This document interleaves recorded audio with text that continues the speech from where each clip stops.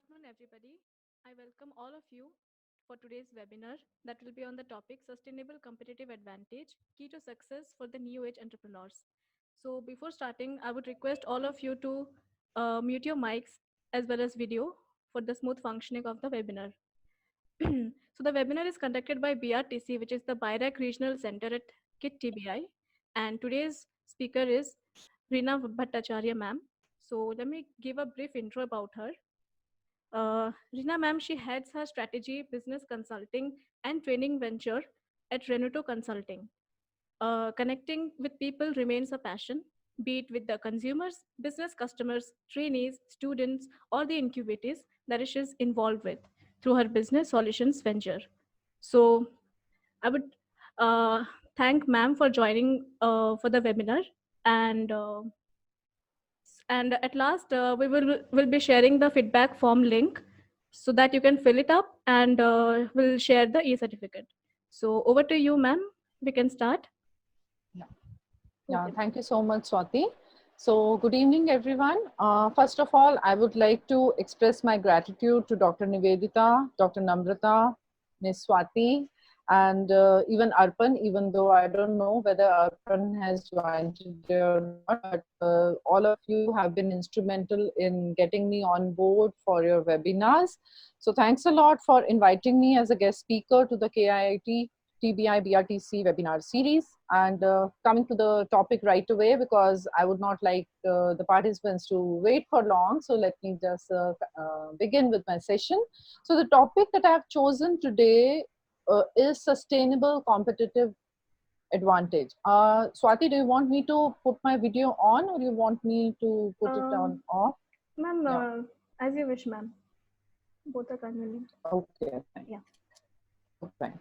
So the topic that I've chosen for today is sustainable competitive advantage. And because that makes companies exist and prosper for long term. So that's the reason why we all as entrepreneurs, as business managers, as brand managers, or whatever field we are into, we should look into having sustainable competitive advantage in whatever venture we are functioning in. So before we move to understand what sustainable competitive advantage is and how we can create that, let's look at some of the real life examples.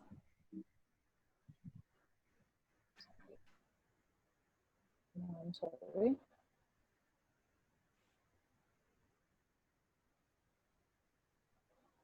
Yeah. So as I mentioned, I'll be sharing some real life examples before we actually move ahead with the, say, for example, before we move ahead with talking about what exactly is sustainable competitive advantage. So the first brand that I've chosen to talk about is Amazon. So who doesn't know Amazon? I think all of us do know, and every one of us would have used Amazon at any point of our lives, at our most times of our lives. So whenever we think of an online marketplace, or say somebody asks that which online marketplace are you aware about? So everyone, I'm confident they will, the first name that comes to their mind would be Amazon. So why is Amazon the first brand to come to anybody's mind, or to come at means why would anybody choose Amazon at the first place? So what Amazon is doing right that others are not doing right? So with increasing competition, digital user experience has become very important. So Amazon has been functioning in a market where there are so many competitors now available in the market, but still Amazon is the preferred choice of the customers. Why? Because of the easy user interface that Amazon gives, as well as the customer delight that Amazon as a brand that offers to its customers. So that's Amazon. The next brand that we'll be looking at is, I think there's some issue in moving the slides. Yeah. So the next brand that I've chosen is Oyo Rooms. So what was the need of Oyo Rooms to come into existence? There were no listed or verified economical stay options which were available in the market. And then this 18-year-old guy, then 18-year-old guy called Ritesh Kumar, hailing from Cuttack, he launched a venture called Orville Stays, and he created a website wherein he had a listing and booking of budget accommodations. So he created an idea for economical and clean stay options for the customers. So that was the thing that he chose to create a competitive edge over the other players in the market. So in fact, he was amongst the first one to have such kind of an option for the Indian market, even though some brands were available in the international markets.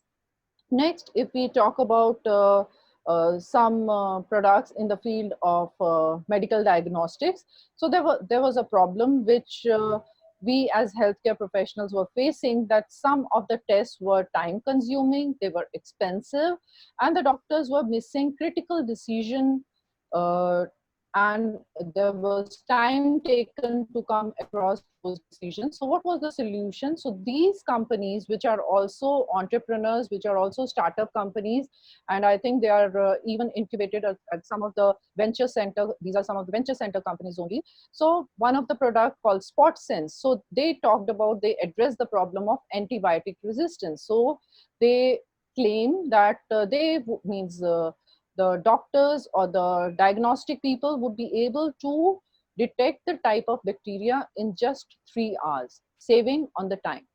Then there was another test which just came into being, which is known as Septiflow, which actually detects the amount of endotoxins in the blood of a patient who is in ICU. So that saves a time, means a lot of time for the doctors who are treating this patient, and that can restrict the patient going into a future stage of septicemia. So at an early stage, an easy three-step test is taken into account, and that helps in the easy diagnosis of the rising levels of endotoxin to take care of the patients who could graduate into septicemia. So this is a test which was created for the ICUs.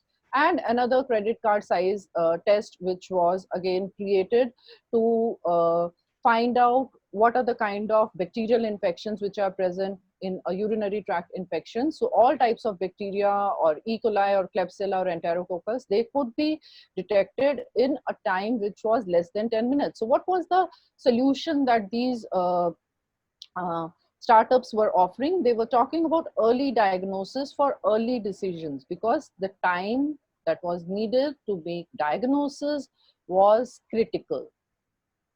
Another thing, now this everyone is aware about, the test kit, the COVID-19 test kit, which has been developed by Mylan, by MyLab. So what they did was they created this particular kit in a time, and in a very short time, even though they were working in this particular field called the reverse transcriptase polymerase chain reaction. So they created this RT-PCR kit, and they launched this product in just 6 week time. So they launched the right product at the right time. Similarly, there are so many examples. I would not like to go into so much of details of those examples, but one of those examples is something called Portia. So what Portia did, Portia was a solution for home healthcare. So somebody who suffered a similar thing at his home when he could not provide some healthcare facility to his parents. So this person, Mr. K. Ganesh, along with Meena, they launched this particular venture called Portia, which would provide home healthcare solution to the patients. Similarly, Amul, again a brand which was created and which is a well differentiated brand, a brand which is a brand of cooperative milk distributors, White Revolution as it is called, which aggregated small milk distributors into cooperative milk distributors. So till now, this particular brand is a cooperative distribution network only. This is working through that channel. And this is a great idea for social impact and longest running marketing campaign. If you have a look at the marketing campaign, means it is a well differentiated campaign that they have created through their communication.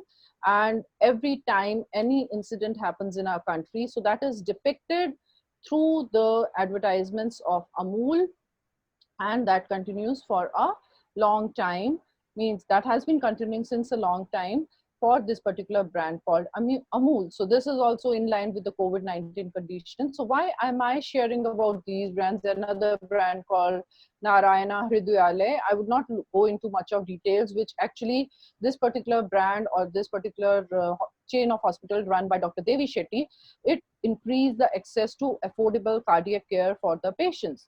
And then there are so many brands, so many innovations which are happening in the field of in silico trials. So all those things are also happening. And another example which I picked up here is DMart. Now, why I've taken such kind of examples here is to just apprise all of you that there can be various ways of creating differentiation. There can be various ways of creating competitive, means sustainable competitive advantage for the company. So what this brand does is, this brand works in a concentrated expansion mode. So they would say, for example, they would pick up a place in Bhubaneswar, and they'll localized various stores they will open in a particular area of Bhubaneswar or New Delhi. They are not present in Delhi right now. They are more present in Maharashtra. So what they did was they actually created a business model wherein they would own their own stores. They would source the products at very less price, and that thing they actually converted to their competitive advantage. So what was the common thread that was running across all these companies or the innovations that we were talking about?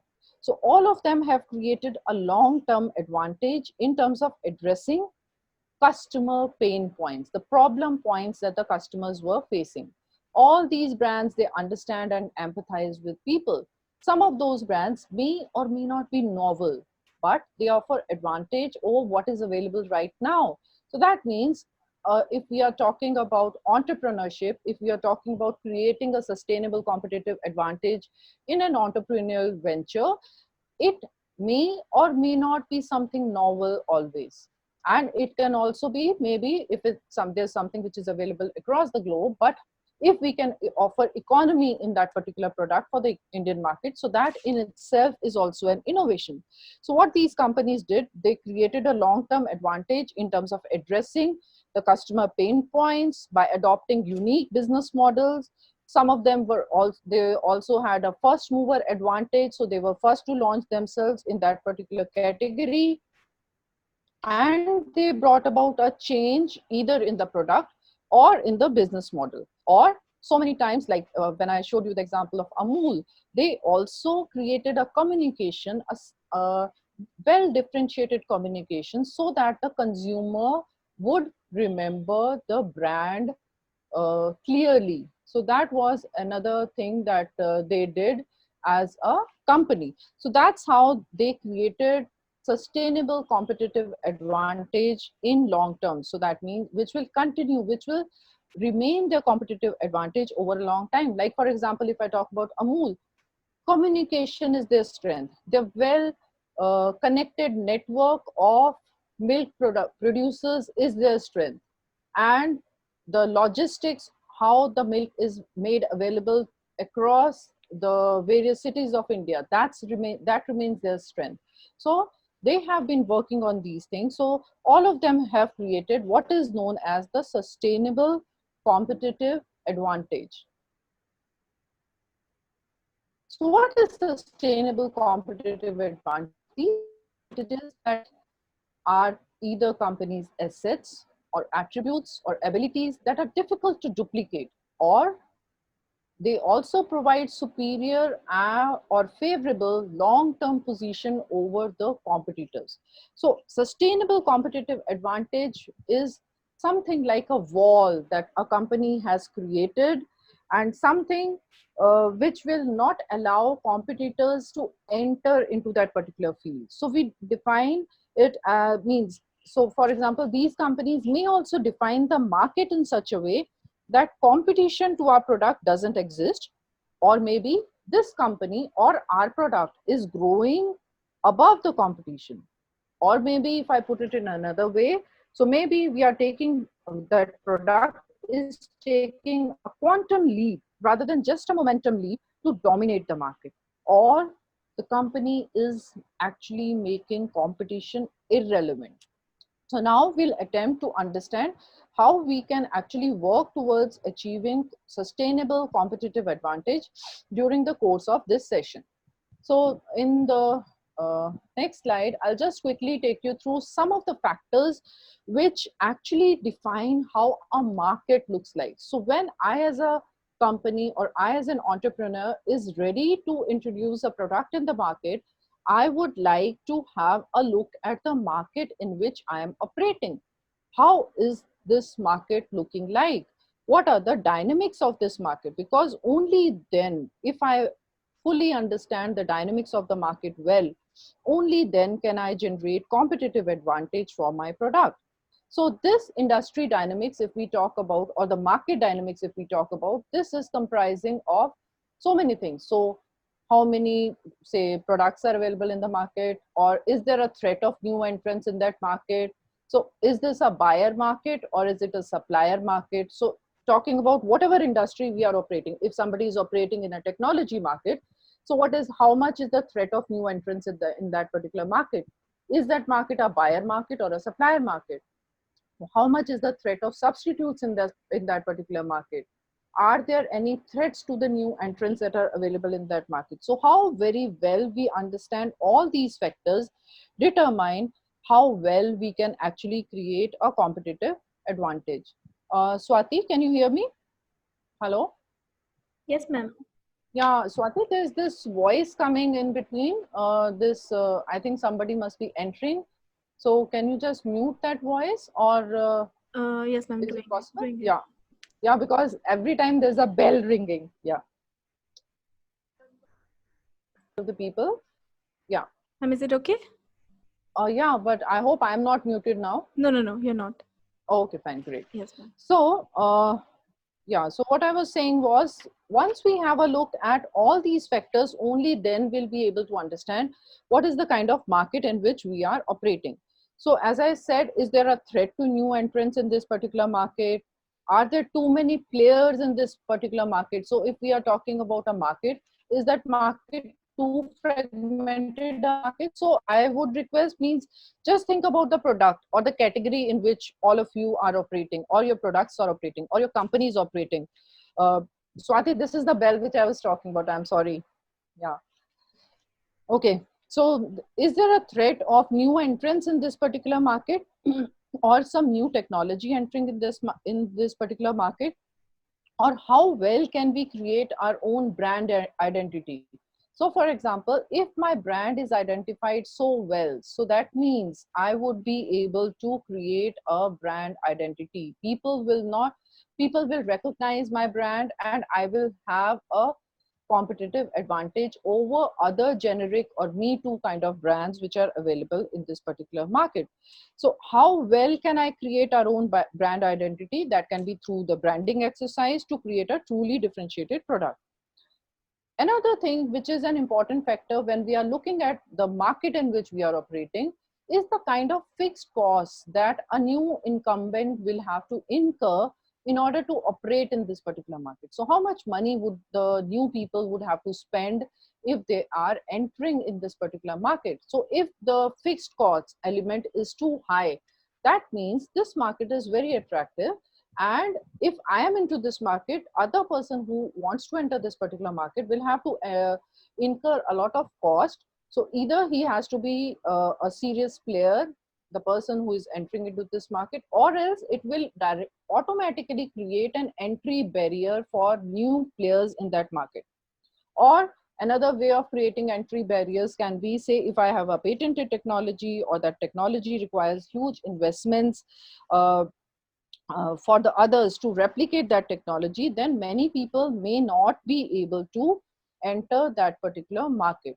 And as I said, it's also equally important to understand whether it's a buyer market or it's a supplier market. Who has the bargaining power in this particular market in which we are operating? So, and what is our role? Am I the buyer or am I the seller? So all these things we need to understand, then only we'll be able to create a competitive advantage. So I'll request, means once means I'll take you through some other things also. So we need to actually look at where exactly my product is operating. What is the kind of market? What are the kind of dynamics of that market? Or maybe, say for example, if I'm talking about, are there too many substitutes available in this particular market? So if I'm somebody who is making an electric vehicle, so what are the substitutes? Petrol, diesel, CNG, and how do I fare well against those substitutes? Or if I'm dealing with the solar energy, then maybe means it is something which is maybe I have an edge over the carbon fuels which are available in the market. So these are the various things which we have to look into while we are trying to understand the market in which we are operating. Now just imagine if you just go back to the examples that I just shared with all of you, where does Amazon's strength comes from? So Amazon's strength is coming from the logistics and distribution. So either can I actually create some kind of a differentiation like that? Where does Big Bazaar or DMart strength comes from? So that comes from sourcing from suppliers. So that means they as buyers are more strong because they are making huge purchases. So they have a better bargaining power against the suppliers in that particular market. Or say if I'm dealing with a particular technology, then if I've created a particular software or app, if it is flexible enough that it can be integrated with some other product, so what is the kind of strength that my product has? Or maybe if my product has that strength, or maybe the way I'm taking that product to the consumers, maybe I can have that competitive edge, that competitive strength in terms of the supply chain that I have, or maybe I can have that strength in terms of the bargaining power that I have as against the other people in the market because of some strength that my company has. Now, this was a little bit complex. That was known as the Porter's five forces model. But this is a very simple model, means there are different models which companies use to understand what are their strengths and how they are working in this particular market. This model called as the VRIO framework. So this, say for example, what we do in this particular model, we look at what is that resource of our company, or what is that thing about my product which I'm taking to the consumer. So is that resource valuable? So say for example, if I'm talking about a particular technology platform, if I'm trying to create a particular technology platform for telemedicine, so let me just try to put that to test.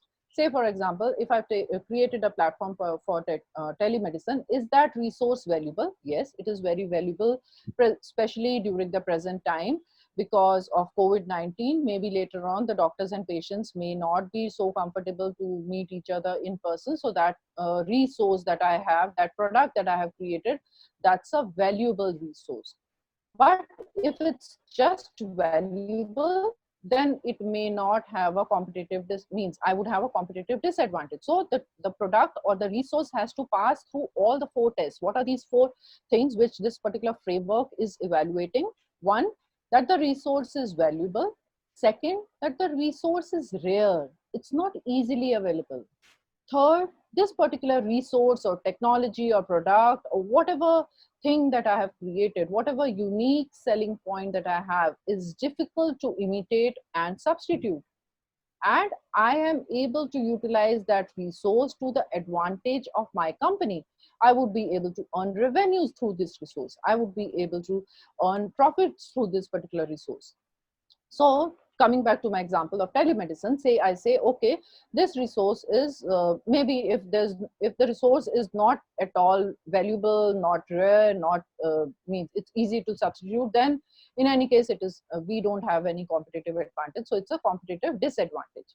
But if the resource is valuable and then the resource is rare, that there are not too many say telemedicine platforms available in the market right now, but we don't know, maybe more and more people might come in the future in this particular market, looking at the kind of opportunities that it is creating. So that means that thing might be able to give me temporary competitive advantage.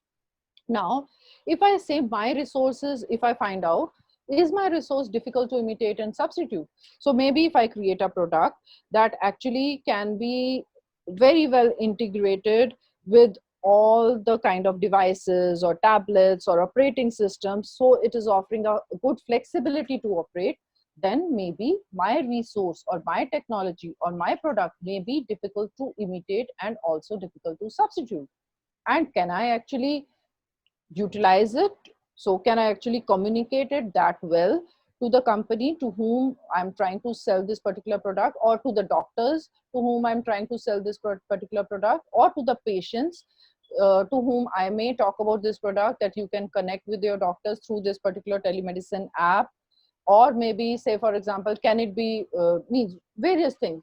So if I can actually exploit that product or utilize that product for my organization, so if all the four criteria are met, then and only then my product or my resource or that thing that my company is offering would have a sustainable competitive advantage. So my product or resource, the parameter or whatever way I'm judging my product or I'm looking at my product, I have to look that, okay, if it's a product, if it's a technology, if and that this resource can also be my supply chain. My supply chain is like that, that nobody can able to would be able to match that particular supply chain.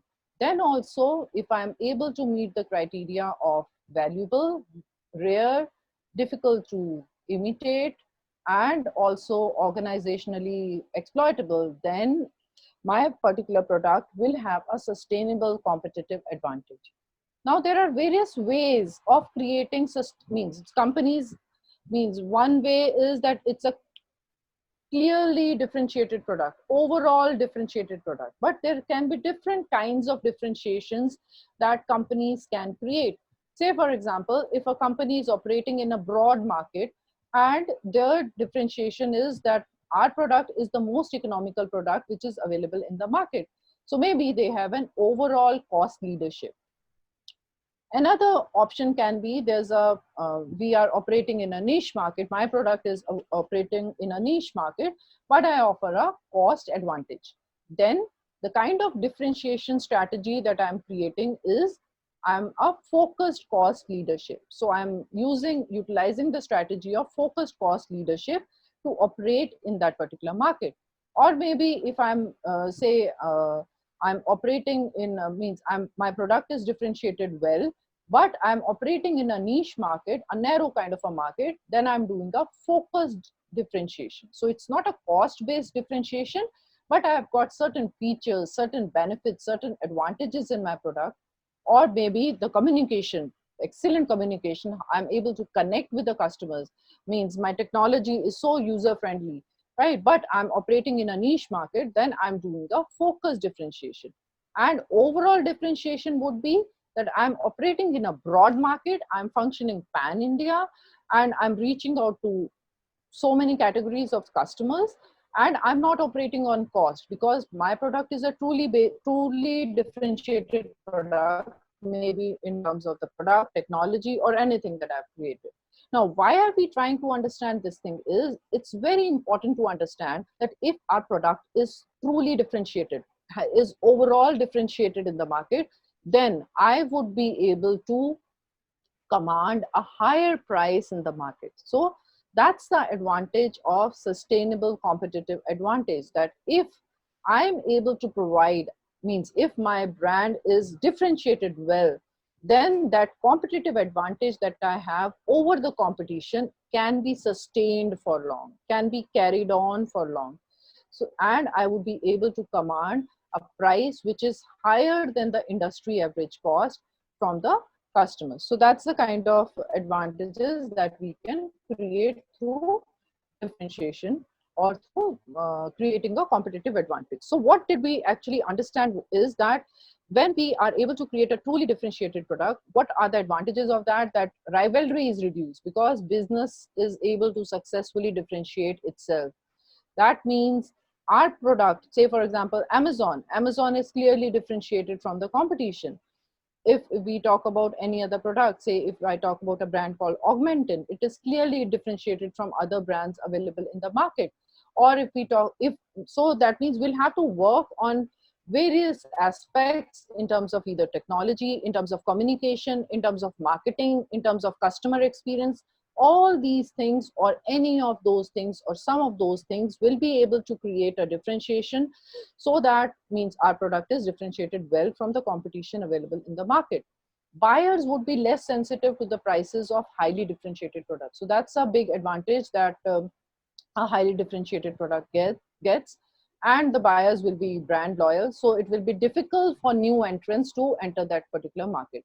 So it is imperative for all entrepreneurs to actually move in the direction of finding that what is the true differentiation that they are offering to the customer or the consumer, how they are actually different from other brands available in the market, right? So they don't have to talk about the other brands, but the customer only is able to understand through the various communication strategies that we have created, or the technology platform that we have offered to the customer, or the ease of using our technology that we have offered, or the kind of customer delight that we have created after the customer starts using our product. So all those things will create a true differentiation, which will lead to a sustainable competitive advantage.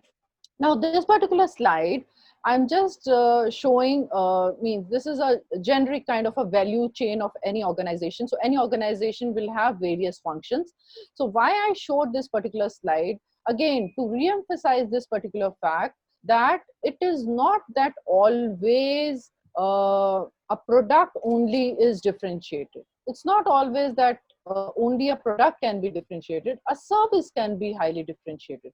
A service can actually offer sustainable differential advantage also. So that service, or that can be product if we are talking about the technology development, that thing can be maybe the way we have our procurement. If we have a good supplier network, and we are able to have that negotiating capacity with us as buyers, or if we are a supplier to something and we have that negotiating capacity of negotiating with the buyers, means if we are a supplier and we can negotiate well with the buyers, so that can also be our differentiating strategy. So what we have to do as entrepreneurs, we will, this is a generic kind of a value chain diagram that I have put in here, but as an organization, we'll have to go deep into understanding what is the function of my organization. Do I offer a differentiation in terms of the human resources? My sales personnel are so well trained, that creates a sustainable competitive advantage for my product. I have a beautiful technology, that creates a sustainable competitive advantage for my product. I have my procurement into place. I have the advantage of bargaining power with the people whom I operate. So maybe that can give me better margins, and that can be a sustainable competitive advantage for my product. Or is it my supply chain, or my marketing can also be my strength, my marketing, my communication, my sales distribution network. So all those things, or maybe the service that I'm giving to the customer. So all these things, or some of those things, can be the source of our sustainable competitive advantage. And as I would reiterate again, what would that lead to? That will lead to better margins to me as an entrepreneur, to me as means to my company, because means even if, yes, we get into entrepreneurship for various reasons, but end of the day, even if some investor is also investing in our company, end of the day, what everyone looks forward to is what are the kind of margins, the profits that we are generating. So what is the source of that sustainable competitive advantage for our company? So for each of us, we'll have to draw a value chain, how the things are moving in my company, how the customer is actually interacting with my company, how the customer is purchasing my product, and in what all activities can I offer a differentiation, can I create a differentiation which will later on lead to a competitive advantage, and a competitive advantage which actually nobody can imitate. Then it would be a sustainable competitive advantage for my product or for my company.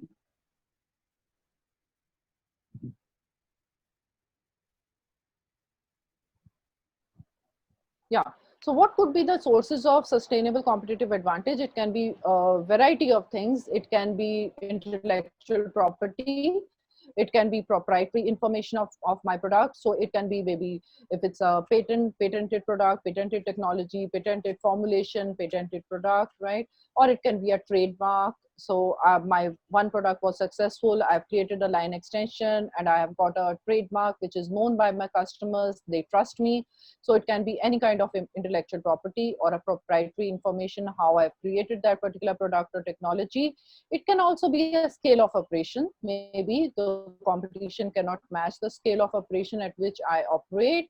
It can be my supply commitments. I meet my supply commitments in a particular time, and my buyers and sellers, they are so happy with me, and my customers are so happy with me. Or if I've got a list of brand loyal customers, I'm doing a customer relationship management, and they are actually so much brand loyal to me, and I trust that they would not need to means move to any other particular brand. Or the source of competitive sustainable competitive advantage can also be a location of a business. So maybe I'm operating in a particular area and I'm catering to that area completely. I know that particular location so very well, nobody can compete me in that.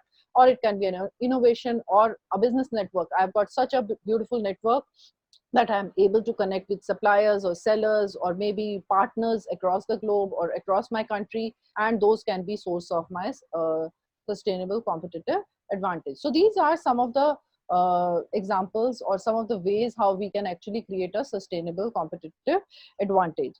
But for an entrepreneur, it is equally important to have a winning mindset and to have a look at our, say, product or a company from a broad long term perspective in order to understand our customers. We need to understand the markets well, we need to understand the pain points of the customer so well, and then only we will be able to offer the right product to cater to the needs of the customer.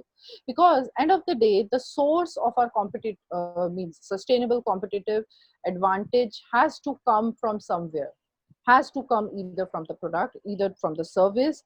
But for that, how would we actually get to know that unless and until we don't understand our customer well? So the core remains the customer. The core remains that we need to understand the customer journey so well that we are able to offer means the things we are able to preempt so well even before the customer thinks about them. So I would now talk about some of the skill sets that we as entrepreneurs should have, which will help us identify certain things in the customer journey. So one of those things, the most important I feel, is proactive anticipation. So how well we are able to anticipate what is going on in the minds of our customers. So even if we have a list of customers we are catering to, do I know in details what is their customer journey when they are reaching out to my product? Do I know in details what are they going through while they are making a decision to buy or not buy my product? Or what is the journey that they are going through when they are actually making a purchase decision? Or what are the problems that they are currently facing? Do I have a solution for those problems? So all those things we have to proactively anticipate. Now I am taking an example of COVID-19 patients journey. So for example, we all know, we are all seeing so much talk about COVID-19 all across us. So I've just tried to trace bits and pieces of that COVID journey. So maybe a person catches infection, has symptoms, reaches doctor and test positives. Just a sec, I think.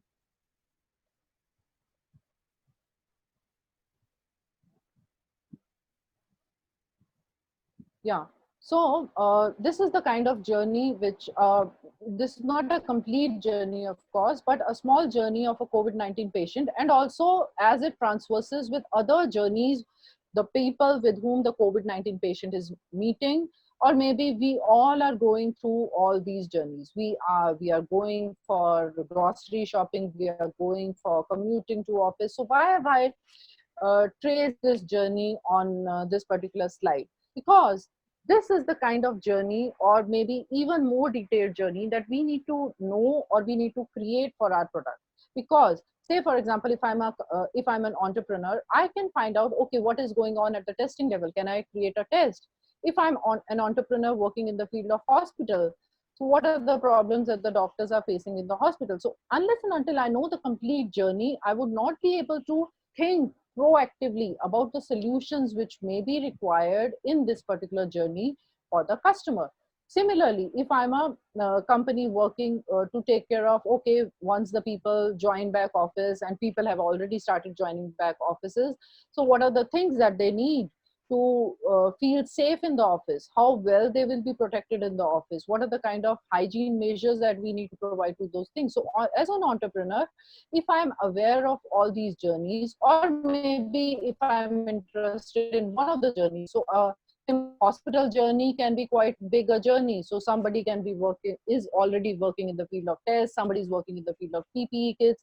So unless and until we know the detailed journeys of our products, we will not be able to offer competitive advantage to our customers, or we'll not be able to create competitive advantage for our products.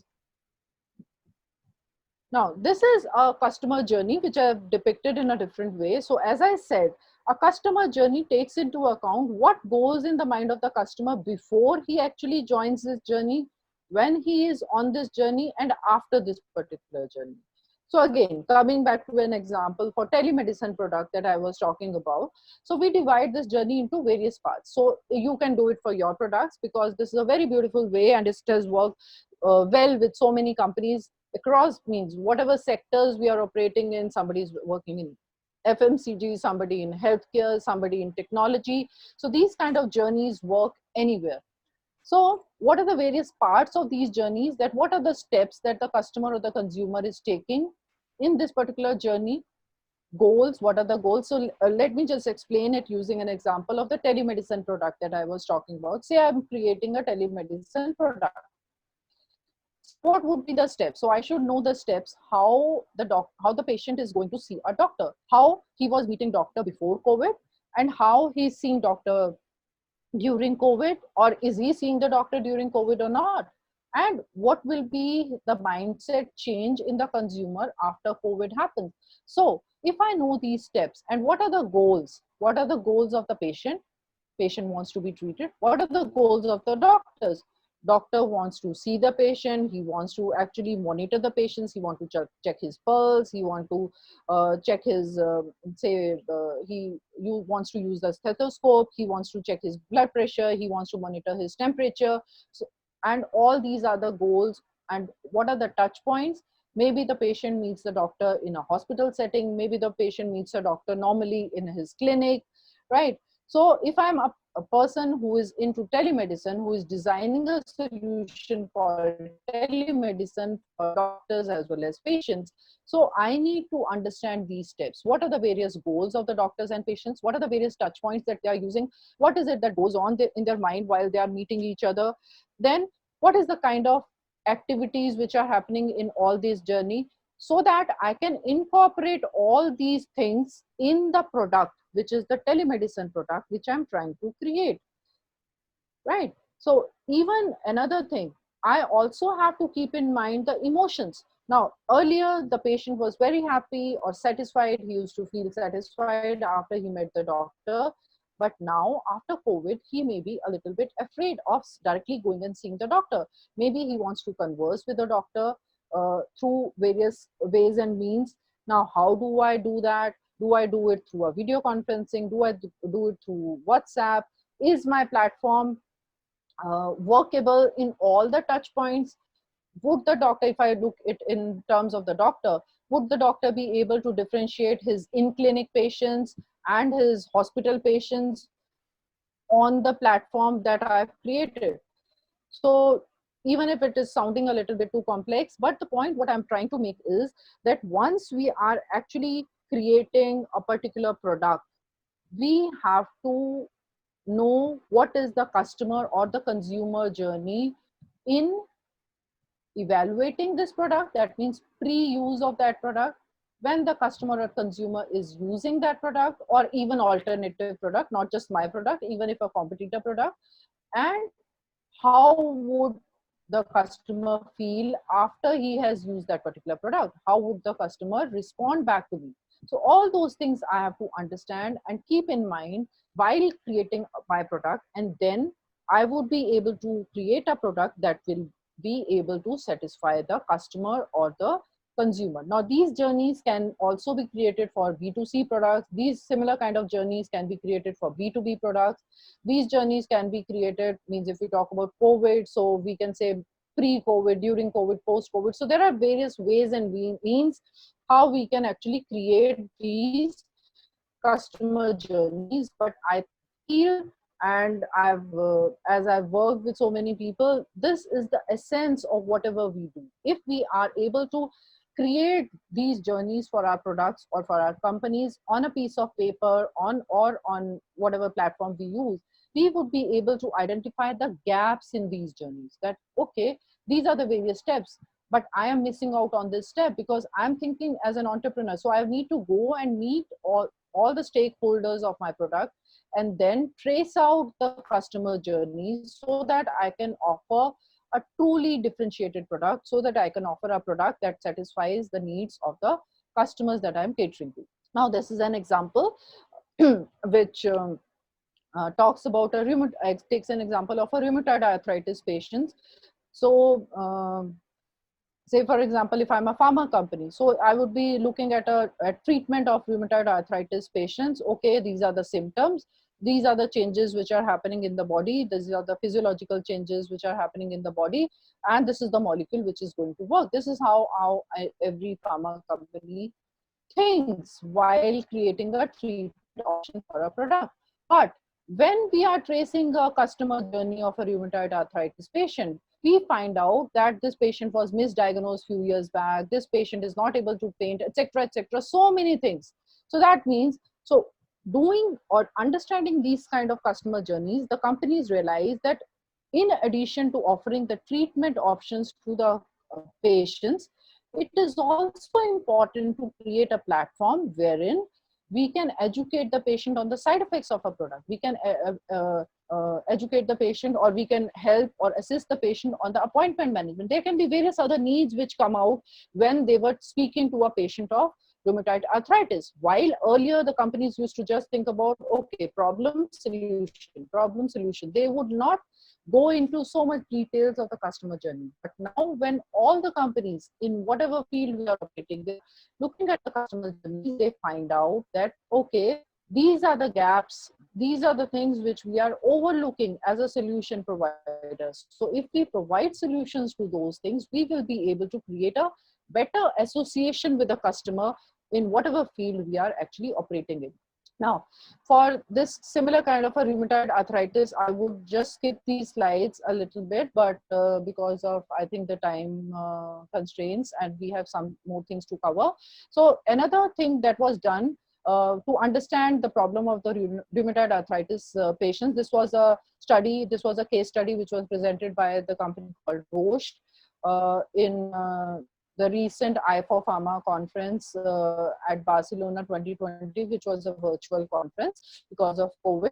They also tried to find out what are the challenges that needs to be solved when a patient is suffering from rheumatoid arthritis. And they created a digital platform wherein they tried to understand the functional aspects of the problem. That means what are the movement related issues that this particular patient of rheumatoid arthritis is facing? What are the emotional aspects that need to be addressed? What are the life conditions and social relations?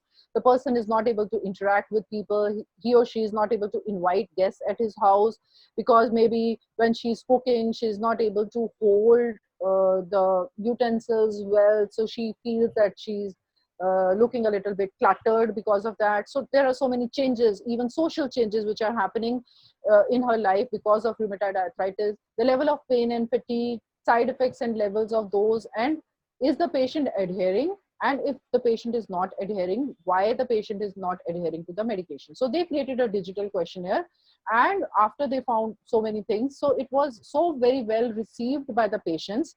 And the findings of that particular questionnaire, when it was shared with the doctors, the doctor was also able to relate well to the patient. So why I'm sharing this with you is just to make you understand, just to apprise that it is so important. Now the doctor became empathetic, more empathetic towards the patient when he got to know that the patient is not here just to treat rheumatoid arthritis. There are so many factors in the mind and in the life of the patients which the patient actually wants to discuss about. So this is one of the way how we can actually, if we understand the customer journeys well, we can offer better solutions and we can create differentiation for our products if we understand the customer journeys well. So just to, this is a summary of the customer journey. So we will be able to anticipate the customer's needs and expectations.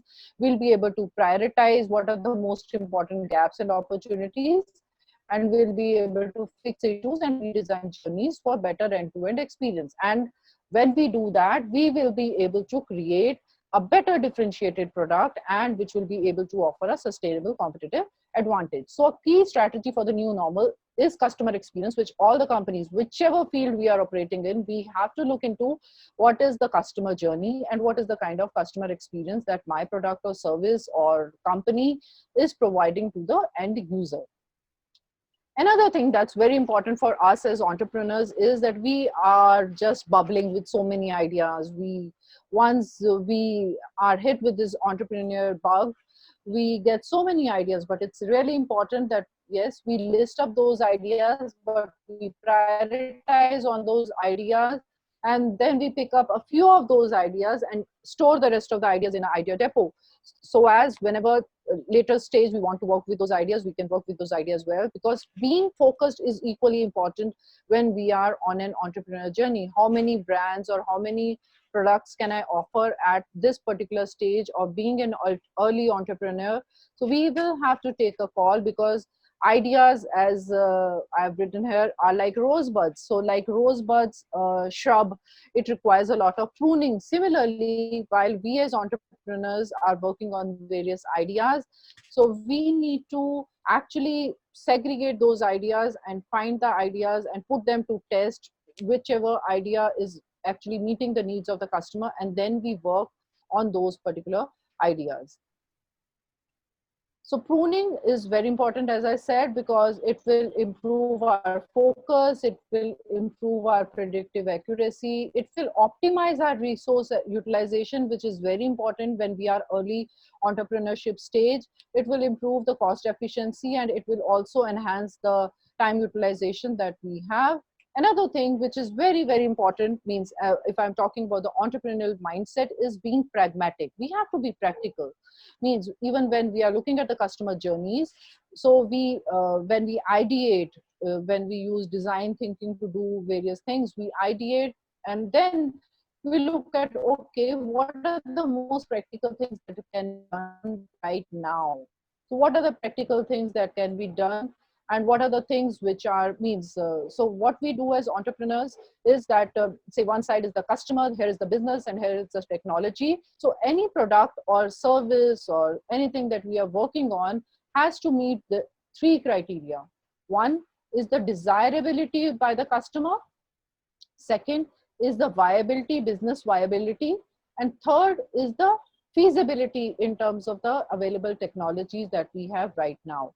So if we just means we have to be really practical when we are looking at things, when we are looking at our innovations. So the innovations, in addition to the rest of the things that we have talked about, have to actually they will be the good innovations, the practical innovations will be found at the intersection of these three things. So these innovations would be desirable, would be viable, and will also be feasible in terms of the technologies available. Then when once we have developed the product, like we did a VRIO framework earlier, another way how to see if our product is truly differentiated or not. So again, a very simple way, we just plotted good and different. So not good, not different. So I think no idea work, means not prudent to work on this particular idea. If we are good but not different, that means we are operating, means the customer will not be able to differentiate our product well. So but we, if we are good and we are able to create a differentiation, now again I would again reiterate that differentiation can be in terms of product, differentiation it can be in terms of technology, differentiation can be in terms of service, differentiation can be in terms of the supply chain, the logistics, or differentiation can be in terms of the communication, the maybe the digital marketing channel, the sales network that we have created. So if we, our product is good as well as well differentiated, then we would be able to create a sustainable competitive advantage on the long term. So just to put it all in one slide, if we talk about the product, so we as entrepreneurs need to know, after doing all that analysis, that who are we, who are our customers, what is our product, what is in it for the means from the product for the customer. So what are we offering to the customer? So we say normally we become so much obsessed with our product sometimes that I know my product is the best. What is it, what is in the product for the customer? That's what is most important thing. If the customer realizes that the product is important for him, if the customer understands the product, then only means the product will translate to offer competitive advantage over a long term as against the competition. So the customer has to understand the product really well in a simple language that the customer can understand. So our everything, our websites and everything has to be in a language that can be understood well, understood simply by the customer. Then we also need to answer, why should the customer buy my product and not any other product? Why not the substitute product? Where can the customer get information about my product? Where will he buy? So all these are also part of the customer journey. Once we understand the customer journey, we'll have all these answers will us. When will they receive our product? How will it fulfill the need, or how will it create the need for the customer? Will it actually create another need for the customer? How is it different from the competitors? How much would it cost? So when we do all these things, so these can be done through market research, and then we also need to do a perception mapping. That means uh, what is the perception of my product in the mind of the customer vis-a-vis the other products available in the market? How does the customer perceive the customer product? What does the customer think about my product? And then we also, from this, when we do our market research, we'll be able to also understand what are the various segments, what are the various needs of customers. And then once we divide those customers into various segments or various divisions, each division called a segment, wherein every segment will have similar needs of customers. So then out of those segments of customers, we choose that, okay, I cannot operate, means I being an early entrepreneur, I may not be able to operate in all the markets in one go. So I will pick up some segments of the market in which I will operate. So that will be my target segment. And then what is it that I want to talk to that target segment? What are their problems? And so every time I need, when I create a communication about my target segment, I'll talk, okay, this is the problem that you're facing, and this is how my product is solving that problem. So what is the kind of positioning that I want to create for my product? What does my product stand for in the eyes of the customer? How does the customer think when he means, what comes to the mind of the customer when he actually thinks about my product? So all these things we work, and once our product is actually positioned well in the mind of the customer, then we'll be able to create sustainable competitive advantage. So again, it's very, very important when we talk about communication. Anything that we are talking about is always strategic. It's a long term thing. So if I'm communicating something, if I'm communicating a particular benefit, I have to reiterate that benefit many a time so that my brand or my company is known for that particular benefit. The customer knows this is what my brand stands for, this is what my company stands for. So we should not actually change communication so many times, right? Once we have actually gone through all these processes, and then we have defined our positioning, we have defined this is what I'm going to talk to the customer, continue doing that for a long time so that that communication gets embedded in the minds of the customer. And then another thing, it always comes to our mind, what do we do? Whether I'm a niche product or I'm a mass product. So I would say it's always good, means being small entrepreneurs initially, maybe we can start from niche, but we aim for the masses, because the highest chance of success is when our offerings are populist. If more people, especially if we are talking about the Indian market, if we can reach out to a larger population of India, then we would be more successful in creating means a highly differentiated successful product. Similarly, I've shown, means this is a picture of Henry Ford, who actually created Ford vehicles. So prior to that, the product was just a niche product. Cars used to be a niche product, automobiles used to be niche products which were used by wealthy. But he said, why not these products can be the products for the masses.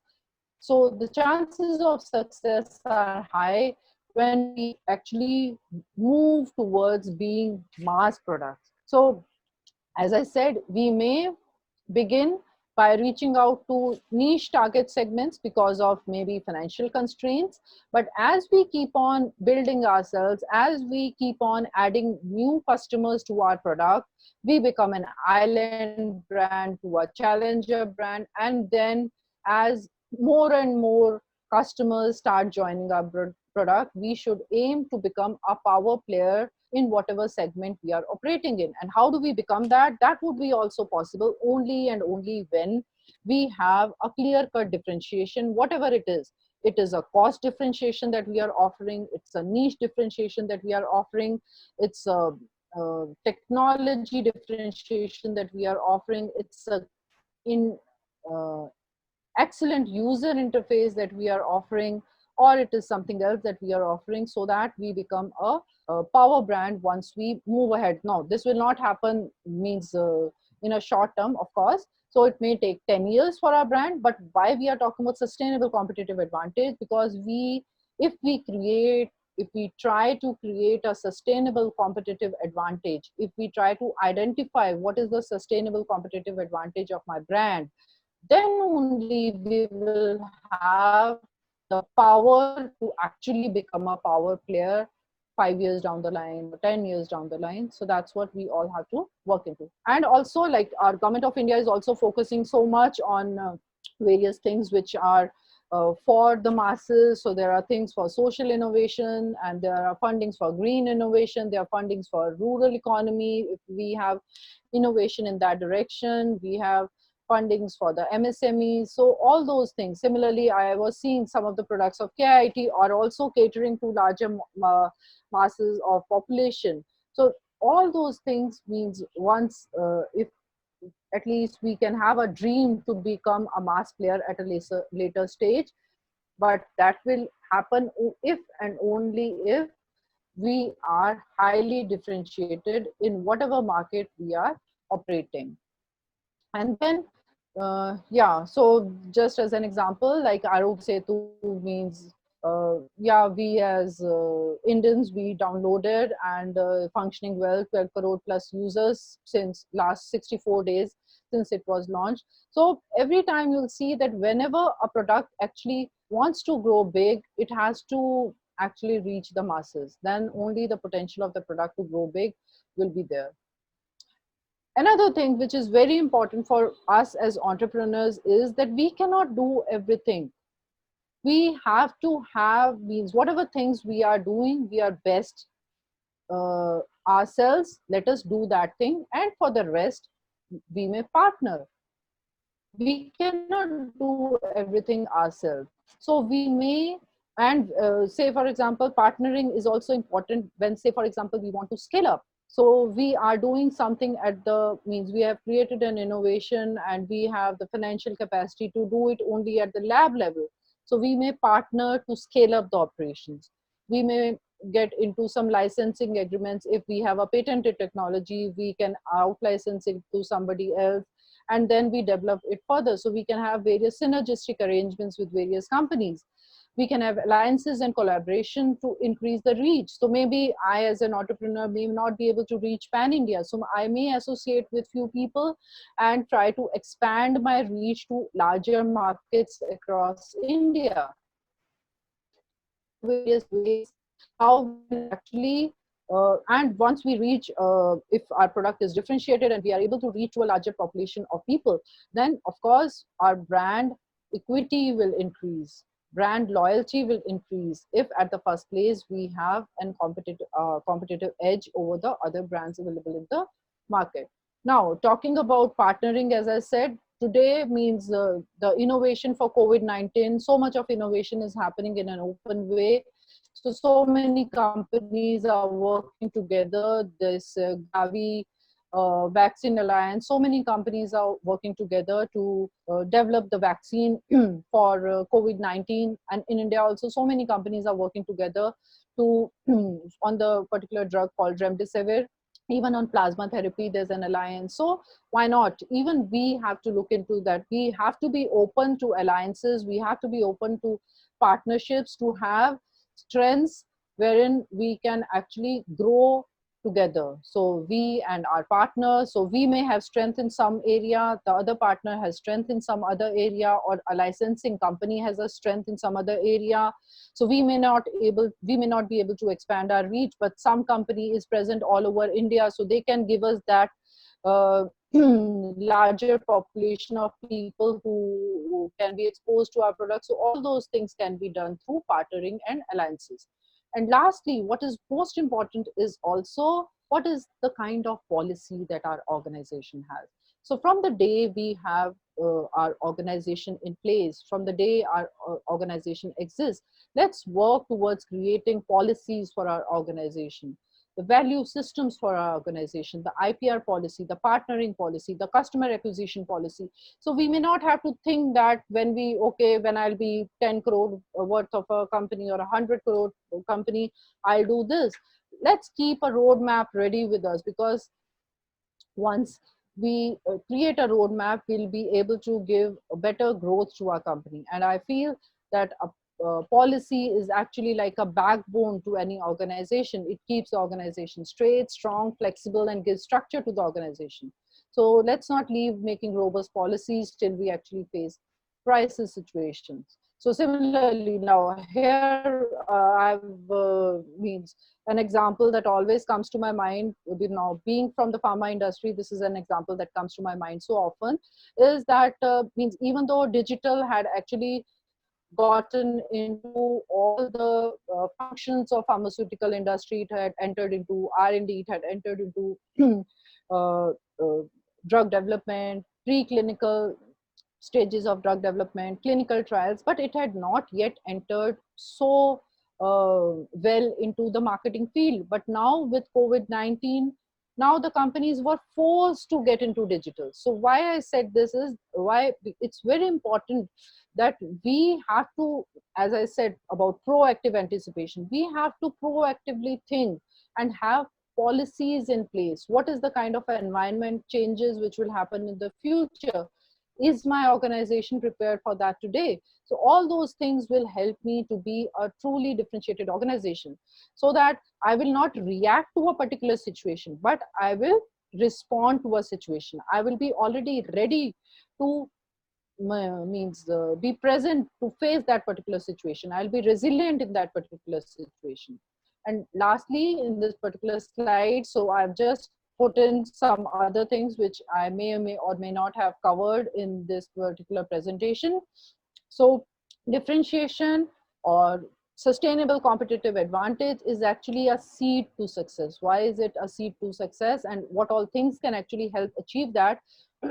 Some companies can have differentiation through the agility, means whatever, like especially technology companies, they have to be really agile, because technology is so much fast pace, changing at such a fast pace. So what is the differentiation, that means what is the kind of differentiation that my company is known for? Is it the agility? Is it the product or service improvement? Is it the information sharing and technology? Is it operating in newer niche markets or developing new markets, creating new markets? Is it the speed and delivery or distribution? Is it the customer responsiveness? Is it customer experience that I'm giving to my customers? Or is it the highly differentiated way of communication that I'm creating for my products? What is the differentiation that I am creating? Because that will truly define the success for my company. So lastly, how I would the thoughts that I would like to leave all you people with is that it's time to go back to the drawing board, sit with your teams, understand your product, put your product or your company to test under with the VRIO framework, the value VRIO framework, to understand the market dynamics through the Porter's five forces model. Just think what is the kind of market that we are operating in, what are the kind of resources that our company stands for, deliberate how well can we actually truly create sustainable competitive advantage, because my friends, that will truly define the kind of success that we can create for our organizations. Yeah, so thank you all of you, and I would request, I'll be happy to take lots of questions, whatever you people have, and I like to answer whatever questions I can right now, or maybe some of the questions I would also be able to get back to you at a later stage. So yeah. Hello, ma'am. Yeah. This is Somnath. I want Yeah. to know what is the difference between sustainable competitive advantage and the unique selling point, that is USP. Okay. Now, USP can be something which is a unique selling point, right? That's the full form of USP. But a USP may or may not be something which is long term. So I may have a USP. I launched a innovative technology today, right? So that might be my company's USP. But if I do not develop that technology further in line with whatever changes are happening in the market, in line with whatever, say, technology developments are happening in the market, then that USP may or may not remain a sustainable competitive advantage for my company. So a sustainable competitive advantage is something which will remain existent for long, means for quite a long time. That's why it is sustainable. And plus, it is something, as I said, you can put it to test through various networks, through various frameworks. Like if I talk about the RIO framework, so is it valuable, the kind of resource or the kind of USP? So if like I took an example of telemedicine, if you take an example of any other product, is that thing or product, is the thing that we have created, is it so different that nobody else will be able to create that particular product, nobody else will be able to imitate that product? And we have that technology know-how that we can truly differentiate our product vis-a-vis the competition. So USP may or may not always be a source of your sustainable competitive advantage, but yes, most often it would be if a company has identified certain USPs, and we keep a tab on whatever is happening in the market, then truly those USPs can also continue to give us a sustainable competitive advantage. Thank you Yeah, very I much, hope ma'am. I've answered your question, Yeah, Somnath. very Yeah, nicely, thank you very so much. nicely. Yeah, And one more thank you so question also I much. have, Yeah, like, can this sustainable competitive advantages be futuristic? It may happen that at this point of time we don't know much about the market or like how yeah, the customers are going to behave, but in yeah. future it could be. So, can these projections could be futuristic? Yeah, in fact, it has to be always futuristic. Now, in this direction, I'll give you an example. Like we in India, you would see always we look at the Western world, right? So today, whatever is happening in the US market, or say whatever field, I don't know the field you are operating in. So whatever field we are operating, the things that happened in the US market or the European market few years back are happening today in the Indian market. Or some of the things are being developed at the same time in all the markets. But as a practitioner in a particular area in which we are operating, in whatever field we are operating, we can always envisage certain changes.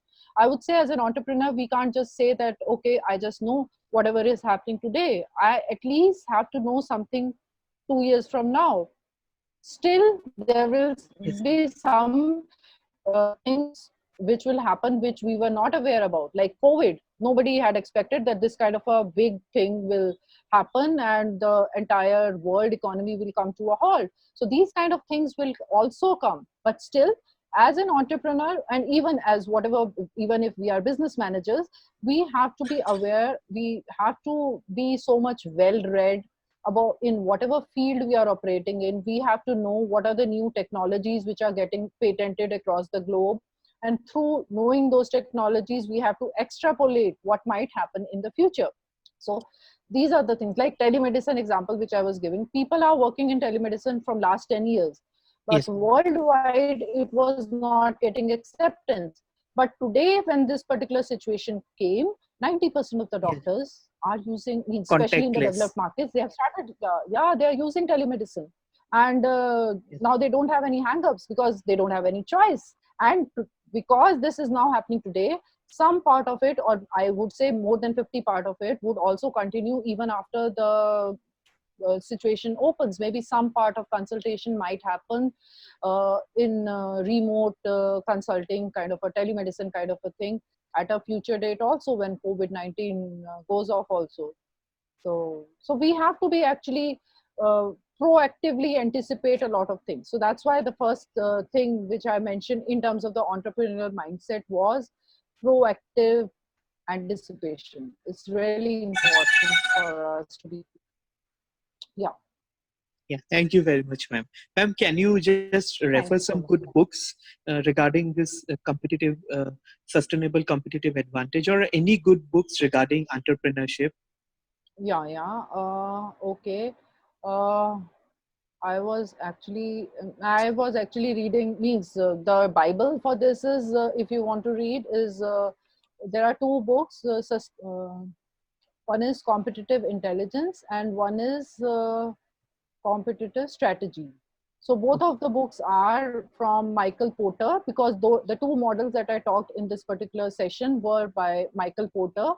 So those books are actually the Bible if somebody wants to understand competitive intelligence. And entrepreneurship, I have few books. I'll drop in a message to the KIT people, and then, or else you can connect to me on LinkedIn, and I'll let you know a few of the books, because I Sure. can't really recall the name of the authors and all right away. But there are some good books I can always refer you to. Right? Okay. Yeah. Thank you very Thank you. much, ma'am. Yeah. Thank you. Ma'am, can we take some more questions? Yeah. Yeah. Sure. So there's a question from Raghunath Tripathi. He wants Okay. to know how to make sustainability in every employee's responsibility. Okay. That's a very interesting and a very heavy question, I would say. So, sustainability, you're talking about uh, being green, right? Sustainability towards the environment. Is that what you're referring to? Uh, Hello? Hello, ma'am. Yeah. Can you ask the person, or if the person can speak, whosoever question is this? So, is it sustainability in terms of and being environmental friendly, or you're talking about competitive advantage? What exactly, if the person will like to clarify? I've asked him to unmute. Okay. Mm. Okay.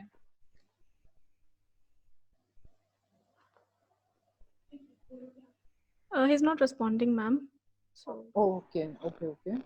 Mhm. Okay. Can we have the next question then? sure, ma'am. Yeah. The next question is from Nidhi Kaushik. Yeah. The question is, how important is psychology study of target population? Yeah. Very important, actually. Yeah, in fact, means in the last webinar, I even talked about different ways of segmenting the market. So one of the way of segmenting the market is the psychographic way of segmenting the market. So that means we try to understand the psyche of the customers. That's very, very important, right? In fact, I would say that's the most important thing. So what is it that is going in the mind of the customer while the customer is evaluating my product, while the customer is making a decision to purchase my product, or forget about purchasing the product at the moment, when the customer is actually facing a problem about which my product can be a probable solution. So psychographic analysis we do, not psychographic analysis per se, but when we are conducting a detailed market research, we actually include such questions so as to understand what is going on in the mind of the customer. So it's very, very important, because how the customer is thinking about that problem has to be reflected in how we offer the solution to the customer. It's very, very important, right? So a detailed customer, means a qualitative kind of a market research is required to understand the psychological aspects which are going on in the minds of the customers. And of course, this will also differ from customer to customer. Say the means demographics can have a role to play in this. The education qualification of a person can have a role to play in the psychographics also. Then what stage of life cycle the customer is, that will also have a role to play. Is the customer currently facing a problem? How is he able to resolve that problem or not resolve the problem? What is the impact that is making on the customer's mind? So all these studies we do in details while we are doing a market research.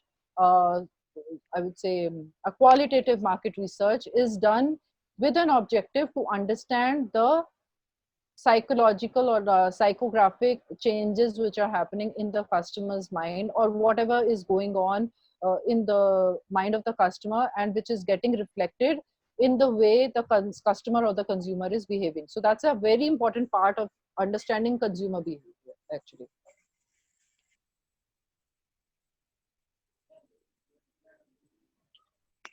Yeah. Hello, ma'am.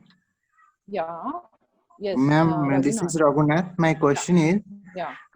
how to make sustainability in every employee's responsibility?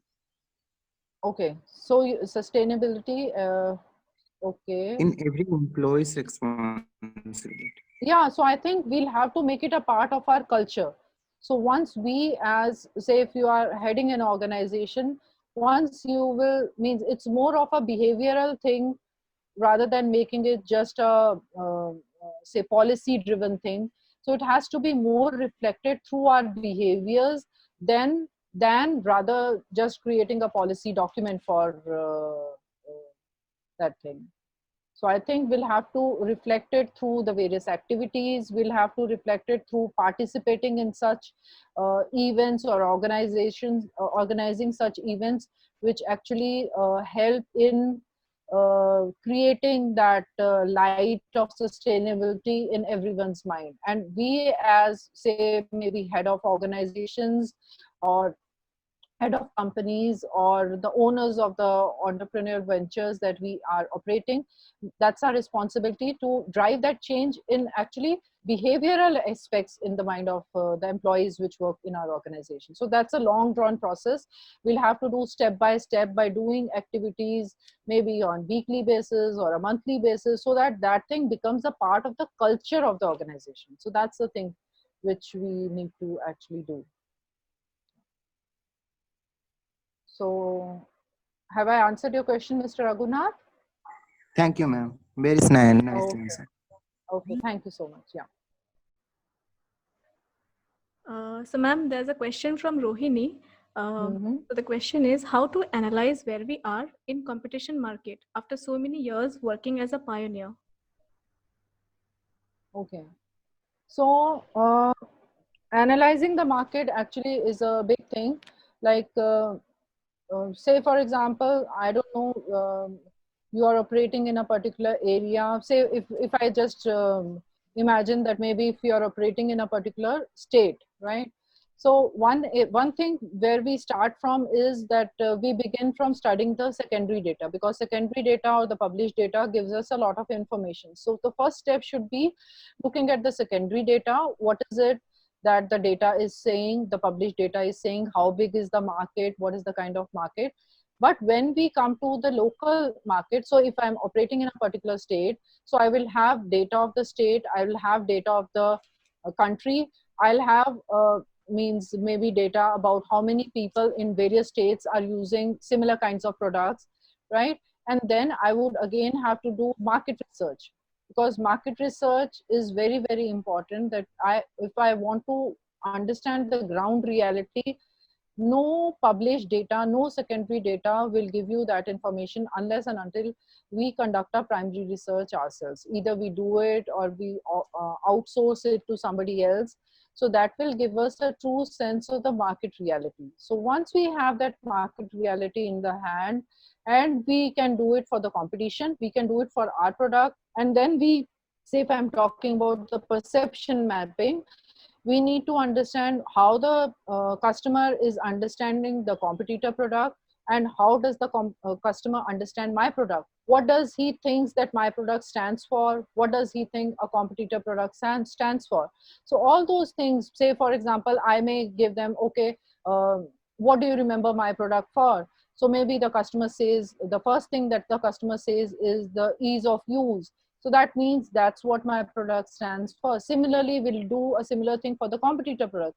So doing those things, we can get to know what is the perception of my product vis-a-vis the other products available in the market. So that's about the perception mapping part.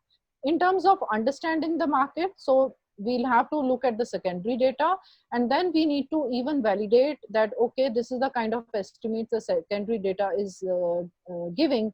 Then let me do a market research depending upon the population of the state. We say, okay, 10% or maybe whatever percentage of respondents I choose, I do a market research to understand that whether the data which is published means the similar thing is happening in my particular state also, or means there's some error in that data. So all those things means I think a detailed market research needs to be done to understand the market dynamics. But yes, initially to get a big overview of the market, we need to have a look at various published data.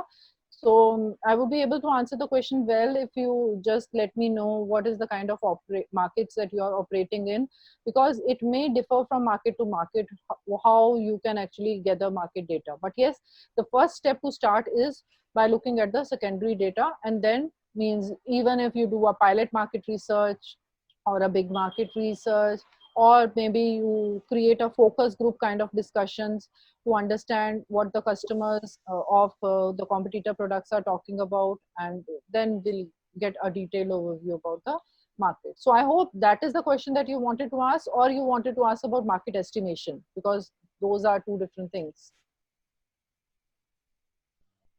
Okay. Yeah.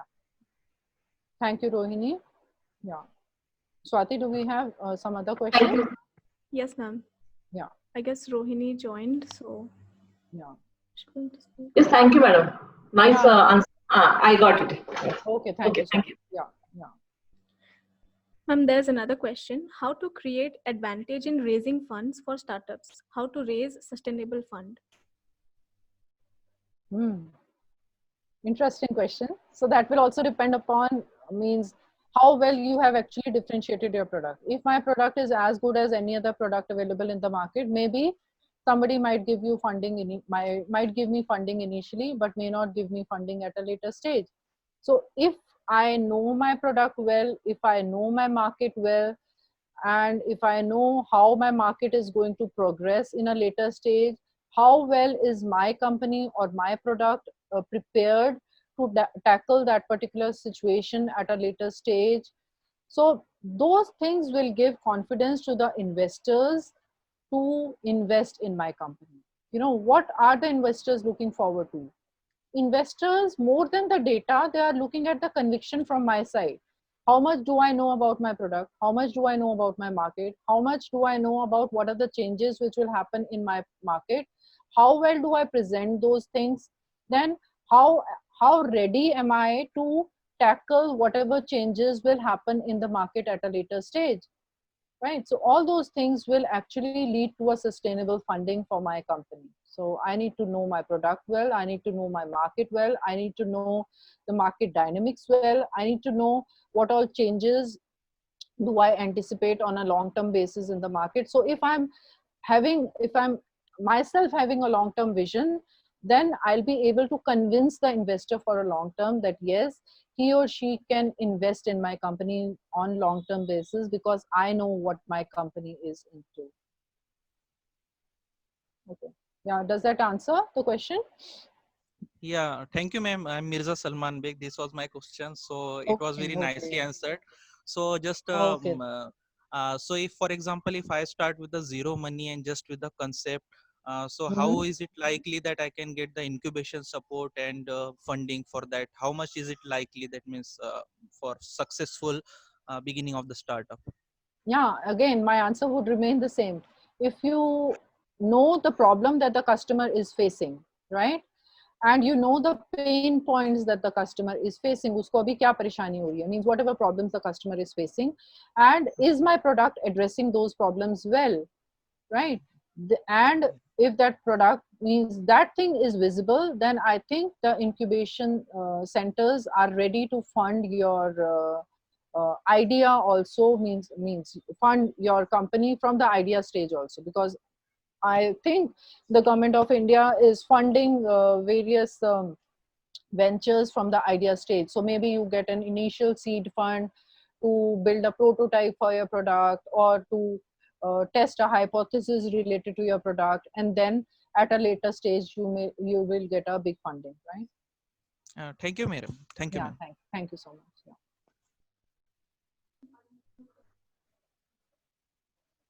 Yeah, Swati, any other question? Yes, ma'am. From Raghunath again. He's asking, Yeah. does attachment of one product with the main products leads to market risk or sustainable development? One Attachment of develop one product with the main product. attachment meaning the same brand. Does that mean attachment? Can we have Raghunath saying this question? Yes, ma'am. The same brand. The same brand. So you're using a brand extension that way. Same Yeah. brand means and another product. Another product. So if it is in the same, say, if it is Ma'am, same category of product, if we take yeah. it technically, then how nowadays the attachment of a earphone in a smartphone, like that. Okay. No, I Means, understand your question. I was just, yeah, thinking. Yeah. So if it is, say, for example, if a brand is known, सोचिए अभी, so for example, if I take a brand called say L'Oreal or say Betadine, right? So if they launch another product in the same category, in the sense for as an antiseptic they are launching a product, so it is fine if they launch it under the same brand name Betadine, right? But say for example, if they are launching a product in a different category, so if it's a say for example a painkiller brand, then it might confuse the customer, because the customer thinks that Betadine is an antiseptic product. But then if they launch the same brand name Betadine but Betadine tablet, then the customer will be confused, because for them Betadine is equal to antiseptic. Now he cannot relate Betadine to a painkiller brand. So that's one thing. So we will have to think that uh, say for example, if it's a brand which is well known and we use the same brand name to launch another product in the same category to a different target segment, then it might be worthwhile to use the same brand name. But say for example, there's another thing, if it's a broad segment, like we have electronics, like Samsung can have, like the example you gave, Samsung has got a phone, Samsung has got a television, Samsung has got a say earplug, Samsung can have a tab. But why it is different here, because Samsung is a corporate branding that they are doing. So under one umbrella of the company's name only, all the brand names are getting sold. But if you talk about means it would depend what is the kind of, is that brand a corporate brand that you're talking about, or if it's a brand of a particular category of therapy in which you are operating. If it's a particular therapy if in which you are operating, or if it's in a particular segment that you are operating, then it will make sense if the new product is also getting launched in the same segment, then you might have the same brand name. If it is getting launched in a diverse kind of a segment, then it might confuse the customer. If I'm a user of say for example, if like Mac is a, we know, or Apple iPhone. Now if iPhone launches say food supplement, right? For example, some kind of a dietary supplement, right?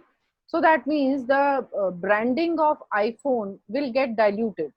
So you understand what I'm saying? It will depend what is the target audience to whom you are going, and what is the brand identity that you have created for your brand. Depending on that, whether it will be right to use the same brand name or not, so that will depend, means maybe you can connect to me on LinkedIn, and in person you can ask the question. specific to your brand if there's something in your mind. So as I said, it can work depending upon which category of product you are operating in, right? uh, is it fine, or Raghunath? Thank you, ma'am. Very nicely answered. Yeah, Thank you. yeah. Thank you.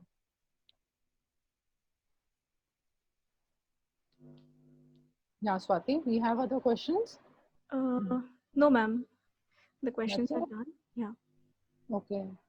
So I hope all of you means enjoyed my session. Means even if there were some things which were actually a little bit technical or maybe too much management oriented, but just that once you just go back to these things once again, as I said in my last thank you slide, that it's always important to go back to your drawing board, as I call it. In means we in advertising we call it as a drawing board.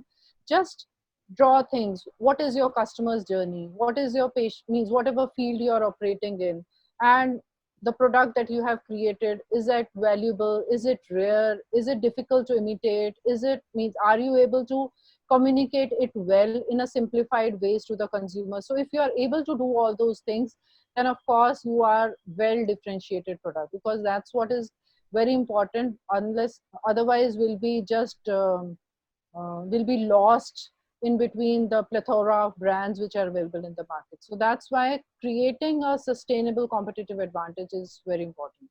So just go back to your drawing board, just look at your brand, your company once again, and just rework on certain things which may be required, right? Okay. Hello, Yeah, yeah, Prasanji. Yeah, ma'am. I wanted to ask one question. Like, yes, yes. we have a agriculture input, which is Okay. different than chemical fertilizer that right now in India most of the Mm-hmm. farmers use. Mm-hmm. Mm-hmm. So now, how I like compare my product with chemical fertilizer, because chemical fertilizer industry is operated by very large corporations, Mm-hmm. and if I compare with the product advantages, then in our product this is biofertilizer and it has a lot of Mm-hmm. Yeah. good impact in terms of soil, water, and Yes. the nutritional value of the product. Mm-hmm. Now, when I go to a fertilizer retail shop or a franchisee's shop, they are already selling chemical fertilizer. Mm-hmm. Okay, and if I want to sell my product through that retail shop, uh, Mm-hmm. I don't get very good response all the time, because they are already running a business, and some new product I am trying to give them and they have to sell. They also Mm-hmm. think like that farmers uh, may not take this product, and because farmers already have been brainwashed by the chemical fertilizer Mm-hmm. selling process and everything. Mm-hmm. Now my question is that, do I go to these retail shops and try various ways to convince them about my product and the advantages, or I should first empower the farmers and create the demand, and then when the farmers come to the retail shop or various chemical fertilizer shops, then Mm-hmm. automatically they buy. And then if I again Yeah. go to the farmers, then that will have very, like, it's like a customer acquisition cost will rise. Yes. And Mm. how do you like say in this particular case I should go in terms of market competitiveness? Yeah. I think that's a means question about the basic business model of your company. So I think means just listening from you, how I understand the problem is that, and means there cannot be one right or wrong answer to that. Yeah. But I guess initially, as you yourself said, it might be good that you reach out to some farmers and then let them use your product. And once they Hmm. find some benefit, then in any case they would go to the shops and ask for your product. Another thing which is important is that even there are some government sponsored agriculture schemes and all. So if you means formally get in touch with some agriculture institute or something, do you think it will be beneficial? Yeah, Do you like think so? are you saying like farmer producer organizations who Yes, are yes. No, giving even emphasis on no, no. organic farming? Yeah, even those, and as well as some kind of say, I don't know the name of the organization because I'm not in that particular field, but I guess there must be some institute of Yeah, agriculture, something, agriculture you know? in Yeah, every states. Yeah. yeah. So if you get in touch with them, would it be a better thing that if your product comes as a recommendation from them, so maybe you will have to Yeah. work with them to test your product or something like that? And I Hmm. would also request you to connect to me on LinkedIn because one of my connections is working in the field of agriculture. I'll just have a look at that, and Okay. maybe I can connect you to him, and Sure. he would be also able to guide you better. But this thing comes to my mind if you get in touch with some agriculture institute, Hmm. because you know what, it's if it's a recommendation coming from the authorities, then Hmm. the product will be taken up better by the customers also, even the distributors, or Okay. if you get a certificate, something like Certificate. that, that Hmm. yeah, because those things really help. Those things will actually create a say Automatic stamp. trust. Hmm. Yes, trust on your product, right? Because now you as a person is going, but then once an organization entrusts you, says that okay, this is a trusted product, this product we tested it against so and so product and it worked wonders. Maybe it might take a few months sometimes because they will test it for sure. They will do a testing against some product and then they'll give a report. This is what is my assumption. I don't know the processes though, but in the long run it will be better. So always think long run. This is my request, that sometimes we just react to the situation, aise nahi ho raha, aise kar lete hain, but that will not give us a long term advantage long. And if you actually want to grow big, if you just take the right step, that how do I get a stamp on my product that my product is really better than the other product available in the market, who is going to give that stamp, who has the authority to give that particular stamp? An institute in my state. So maybe do that, and do connect with me also. I'll maybe connect you to that person, and then he would be able to guide you better because he's working in the field of agriculture. Sure. Thank you. Thank you. Yeah, thank you. Yeah, Swati, any other question we have? No, ma'am, we are done with the questions. Okay, Thank you so so what do you much for suggest? joining. Yeah, thank ma'am. Thank you thank so you much so for much. joining. It was quite an informative session, and Yeah, thank you. we are happy. We'll be happy like for the upcoming BRTC webinars. If you'll be the speaker, we'll Yeah, be more yeah, than happy to have you as the speaker, ma'am. yeah, thank you so much. I had a great time because I love when people ask me questions, Right. and it gives me my mind also a lot of things to means I have to think so much. So that's great. And if the audience is receptive, if the audience asks questions, then we as speakers also feel good. So thank you so much. I will thank everyone, all the participants for the active participation. And also thank you to KIIT, TBI, BRTC for having me as a speaker. Thank you, everyone. Thank you so Thank you, much. ma'am. Thank you.